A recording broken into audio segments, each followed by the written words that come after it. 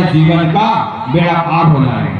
साथियों, अगर आपका बेड़ा पार होगा तो अच्छी शिक्षा से पार होगा। बाबा साहब का नारा है, शिक्षित बनो, संगठित हो और संघर्ष। आज 14 अप्रैल है और 14 अप्रैल को बाबा साहब डॉक्टर भीमराव अंबेडकर जी की जयंती है।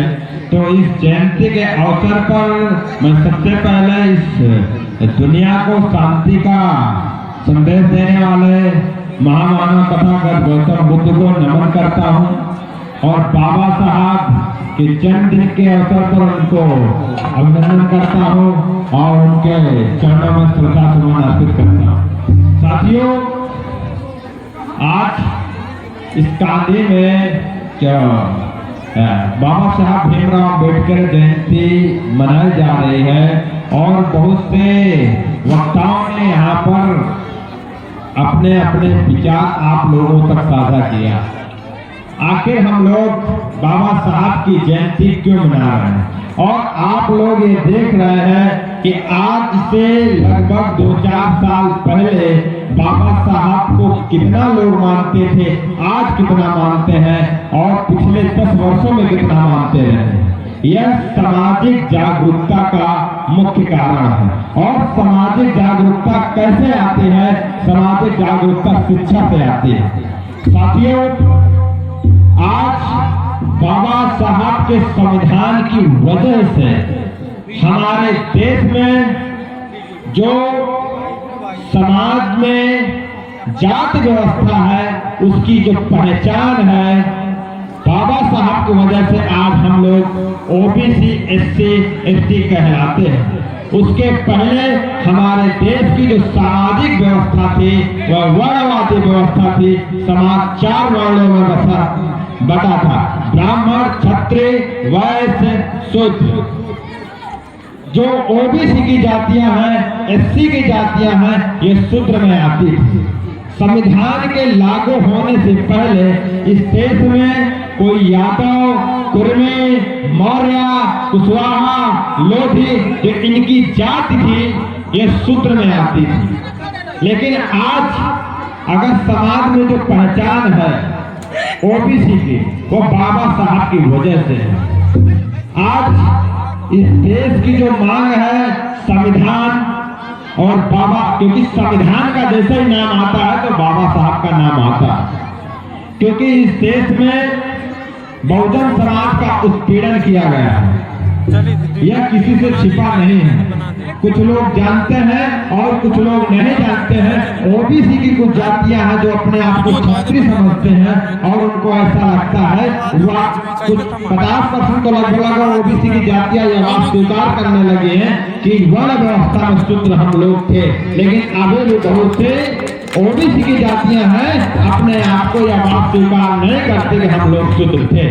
लेकिन अगर वर्णवादी व्यवस्था में देखें तो जो ब्राह्मण, क्षत्रिय, वैश्य के बाद जो चौथा वर्ण है शूद्र है। लेकिन जितने ओबीसी की जातियां हैं, एससी की जातियां हैं, अगर खासकर मैं ओबीसी को कहना चाहूंगा कि वह अपने आप को यदि शूद्र न माने तो 3 वर्णों में कहीं अपने आप को नहीं पाते हैं। इसका मतलब है 3 वर्णों में आप नहीं थे, इसका मतलब आप बेशूद्र थे। आप माने या न माने, आप वर्णवादी व्यवस्था में आप शूद्र थे। तो साथियों, आप संविधान से यह देश संचालित होगा। बाबा साहब की जयंती मनाने का सिर्फ, जहां तक मैं समझता हूं कि सिर्फ यह मकसद नहीं है कि आज 14 अप्रैल है, आज शोभा यात्रा निकाली और रंगारंग कार्यक्रम किया।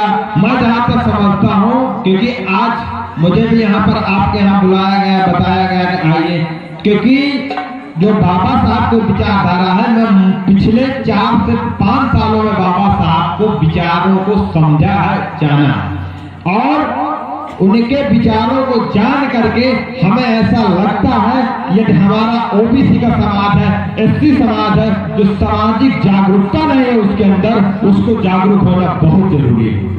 क्योंकि इस देश में धर्म के नाम पर राजनीति की जा रही है। धर्म हमको हमारे पेट पालने की व्यवस्था नहीं है। धर्म से हमारे जीवन का उद्धार होने वाला नहीं है साथियों। लेकिन इस देश में अब भी धर्म के नाम पर राजनीति स्थापित हो रही है। मैं खास करके ओबीसी की समाज से यह बात कहना चाहूंगा, जो लोग मंदिरों में घुसने के लिए लाइन लगाए हुए हैं और झटपटान है कि मंदिर के अंदर हमको कितनी जल्दी घुसने को मिल जाए, जिन मंदिरों में खासकर ओबीसी समाज के लोग मंदिरों में घुसने के लिए लाइन लगाए हुए हैं, वह मंदिर की जो व्यवस्था है 26 जनवरी 1950 संविधान लागू होने के पहले वह मंदिर ने ओबीसी की जातियों को, एससी के जातियों को अछूत बनाया, नीच बनाया और शिक्षा से दूर रखा। आप सोचिए, कल्पना करिए कि जो मंदिर इस समाज में जिन लोगों को नीच बनाया, अछूत बनाया, आज वही लोग उसी मंदिर में घुसने के लिए बेताब हैं। अरे हमको ऐसी व्यवस्था में लात मार देना चाहिए जिस व्यवस्था ने हमारा तिरस्कार किया हो। हमको यह बात कही हो कि यह व्यक्ति नीच है या अछूत है, हमको उस व्यवस्था से दूर हटने की जरूरत है। लेकिन अभी भी हमारे समाज के कुछ लोग हैं, उनको ऐसा लगता है कि हम मंदिर में जाएंगे तो हमारे जीवन का बेड़ा पार हो जाएगा। साथियों, अगर आपका बेड़ा पार होगा तो अच्छी शिक्षा से पार होगा। बाबा साहब का नारा है, शिक्षित बनो, संगठित हो और संघर्ष करो। बाबा साहब की वजह से आज इस देश में जो महिलाओं को शिक्षा का हक और अधिकार मिला, बहुजन समाज के लोगों को हक और अधिकार मिला, आज इसकी बदौलत हम लोग पैंट शर्ट में हैं। नहीं, हमारे जो पुरखे हैं वह एक लुंगी पहनते थे और अशिक्षित रहते थे। बाबा साहब के जयंती के अवसर पर यह संकल्प लेने की जरूरत है, सबसे ज्यादा शिक्षा में फोकस करिए। बाबा साहब ने कहा था, शिक्षा वो शेरनी का दूध है जो जितना पिएगा उतना दहाड़ेगा। लेकिन अभी हमारे समाज में शिक्षा को हम लोग नौकरी में बांध करके रखे हैं। हम पढ़ाई पढ़े तो नौकर बने। साथियों, आप ऐसी पढ़ाई मत पढ़ें कि नौकर बन जाए, आप ऐसी शिक्षा ग्रहण करें कि देश के राजा बन जाए, बिजनेसमैन बन जाए। इसलिए नवरात्रि में पूजा होती है कि नहीं होती है दुर्गा जी की? बंद हो गई तो अच्छी बात है, क्योंकि अगर आप बाबा साहब को मानते हैं, बाबा साहब को मानने वाले लोग भी कई प्रकार के हमारे देश में। कुछ लोग बाबा साहब को जात के आधार पर मानते हैं और कुछ लोग बाबा साहब के विचारों के आधार पर मानते हैं और कुछ लोग बाबा साहब को वोट लेने के लिए